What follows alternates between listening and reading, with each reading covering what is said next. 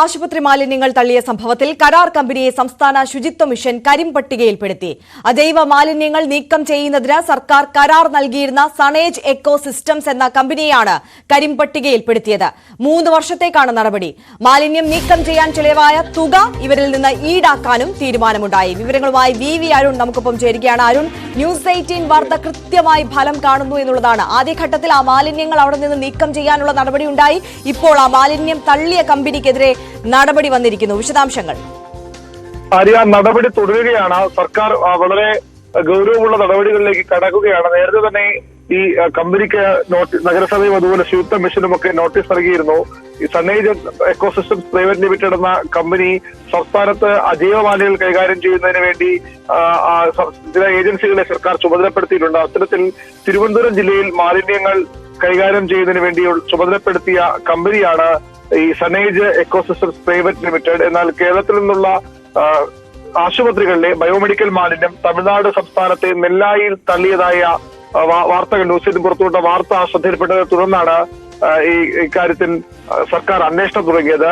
അന്വേഷണത്തിൽ മലിനീകരണ നിയന്ത്രണ ബോർഡ് നടത്തിയ അന്വേഷണത്തിൽ ഈ സണ്ണേജ് എക്കോസിസ്റ്റം പ്രൈവറ്റ് ലിമിറ്റഡ് എന്ന ഏജൻസിയാണ് തമിഴ്നാട്ടിലെ തിരുനെൽവേലിയിലെ അനധികൃത മാലിന്യം തള്ളിയതെന്ന് കണ്ടെത്തി. പൊതുസ്ഥലങ്ങളിൽ ഇത്തരം മാലിന്യം അനധികൃതമായി തള്ളാനുള്ള കാരണം 3 ദിവസത്തിനകം ബോധിപ്പിക്കണമെന്ന് ആവശ്യപ്പെട്ട് 23-ാം തീയതി കമ്പനിക്ക് ശുചിത്വ മിഷൻ നോട്ടീസ് നൽകി. എന്നാൽ ഇതുവരെയും ഈ നോട്ടീസിന് മറുപടി പറയാൻ കമ്പനി തയ്യാറായിട്ടില്ല. ഒരു മറുപടി നൽകിയിട്ടില്ല. അതുകൊണ്ടാണ് അവർക്ക് തൃപ്തികരമായ മറുപടി നൽകാൻ കഴിയില്ല. അവർ ചെയ്തത് വലിയ തെറ്റ് തന്നെ എന്ന് വിലയിരുത്തിക്കൊണ്ട് ശുചിത്വ മിഷൻ നടപടിയിലേക്ക് കടന്നത്. ഇവരെ കരിമ്പട്ടികയിൽപ്പെടുത്തും. 3 വർഷത്തേക്ക് കരിമ്പട്ടികയിൽപ്പെടുത്താനും മാലിന്യം നീക്കം ചെയ്യാനുള്ള അനുമതി പിൻവലിക്കാനും ലൈസൻസ് റദ്ദു ചെയ്യാനുമാണ് തീരുമാനം. 200 ടണ്ണിലേറെ മാലിന്യമാണ് 2 ദിവസമായി തിരുനെൽവേലിയിലെ വിവിധ പഞ്ചായത്തുകളിൽ നിന്നായി സംസ്ഥാന സർക്കാർ മാറ്റിയത്. അതിന് ചെലവായ തുക, അതുമായി ബന്ധപ്പെട്ട മറ്റ് യാത്രകൾ, ഉദ്യോഗസ്ഥ സംഘങ്ങളുടെ പരിശോധനയ്ക്കായി പോയപ്പോൾ ഉണ്ടായ ചെലവ്, അതുപോലെ തന്നെ ഈ മാലിന്യങ്ങൾ വിവിധ സ്ഥലങ്ങളിൽ എത്തിച്ചാണ് ക്ലീൻ കേരള കമ്പനിയുടെ വിവിധ ഗോഡൌണിൽ എത്തിച്ചാണ് സംസ്കരിച്ചത്. അതിനുള്ള ചെലവുകൾ ഉൾപ്പെടെ മുഴുവൻ ചെലവും ഈ കമ്പനിയിൽ നിന്ന് ഈടാക്കാനും ഇപ്പോൾ തീരുമാനമായിട്ടുണ്ട്. അരുൺ, എന്തായാലും ഈ വിഷയത്തിൽ അന്വേഷണം പുരോഗമിച്ചുകൊണ്ടേയിരിക്കുകയാണ്. ഓരോരോ ഘട്ടമായി നടപടികൾ സ്വീകരിച്ചു വരികയാണ്. ഈ അന്വേഷണവുമായി ബന്ധപ്പെട്ട നിലവിലത്തെ ഒരു സ്ഥിതി, അതിനെക്കുറിച്ചുള്ള വിവരങ്ങളുണ്ടോ? ഈ അന്വേഷണത്തിന്റെ ഭാഗമായി, അതായത് ഈ തിരുനെൽവേലിയിൽ മാലിന്യം നീക്കാൻ ഉദ്യോഗസ്ഥർ ചെന്നപ്പോഴും ദൗത്യം നടന്നപ്പോഴും അതിനു മുമ്പുമൊക്കെ മാലിന്യം തള്ളിയ കമ്പനികൾ ആരൊക്കെയാണ്, ഇവിടത്തെയൊക്കെ മാലിന്യങ്ങളാണ്. RCC, ക്രെഡൻസ് പോലുള്ള ആശുപത്രികൾ, ലീല പോലുള്ള ഹോട്ടൽ ഗ്രൂപ്പുകൾ, ഇവരുടെയൊക്കെ മാലിന്യങ്ങൾ അവിടെ ഉണ്ടായതായി വാർത്തകൾ വന്നിരുന്നു. അത് ആരുടെയൊക്കെയാണെന്ന പരിശോധന കൃത്യമായി തന്നെ അവിടെ നടത്തിയിരുന്നു. പരമാവധി തെളിവുകൾ ഉദ്യോഗസ്ഥർ ശേഖരിച്ചിരുന്നു.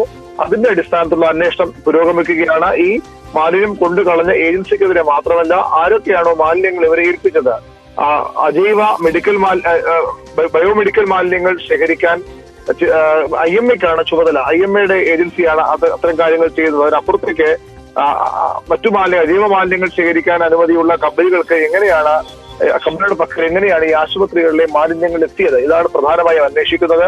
അതിൽ കുറ്റക്കാരായ സ്ഥാപനങ്ങൾക്കെതിരെയും RCC അടക്കമുള്ള സ്ഥാപനങ്ങൾക്കെതിരെയും നടപടി ഉണ്ടാകും. അത്തരം അന്വേഷണങ്ങൾ ഇപ്പോൾ പുരോഗമിക്കുകയാണ്. ദേശീയ ഹരിത ട്രിബ്യൂണൽ പോലും ഇടപെട്ട വിഷയമാണ്. 2 സംസ്ഥാനങ്ങൾ തമ്മിലുള്ള ബന്ധം പോലും വഷളാക്കിയേക്കാവുന്ന ഒരു വിഷയമായിരുന്നു. പക്ഷെ വളരെ സംയമനത്തോടു കൂടി കേരളത്തിന്റെയും തമിഴ്നാട്ടിലെയും സർക്കാരുകളും തിരുനെൽവേലി, തിരുവനന്തപുരം ജില്ലാ ഭരണകൂടങ്ങളും ഇടപെട്ടതുകൊണ്ട് മാത്രം കാര്യമായ പ്രശ്നങ്ങൾ ഉണ്ടാകാതെ പോയൊരു വിഷയമാണ്. ആ വിഷയത്തിൽ ശക്തമായ നടപടികളുമായി മുന്നോട്ട് പോകാൻ തന്നെയാണ് സർക്കാരിന്റെ തീരുമാനം. അതിന്റെ ഭാഗമായാണ് ഈ സണ്ണേജ് എക്കോസിസ്റ്റംസിന്റെ കരാർ ഇപ്പോൾ റദ്ദാക്കുകയും അവരെ കരിമ്പട്ടികയിൽപ്പെടുത്തുകയും ചെയ്തത്. മറ്റു നടപടികളിലേക്കും വൈകാതെ സർക്കാരും മറ്റ് ഏജൻസികളും കടക്കും.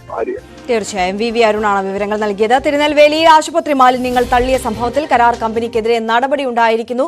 ന്യൂസ് 18 കേരളമാണ് ഈ വാർത്ത ആദ്യം പുറത്തേക്ക് എത്തിച്ചത്.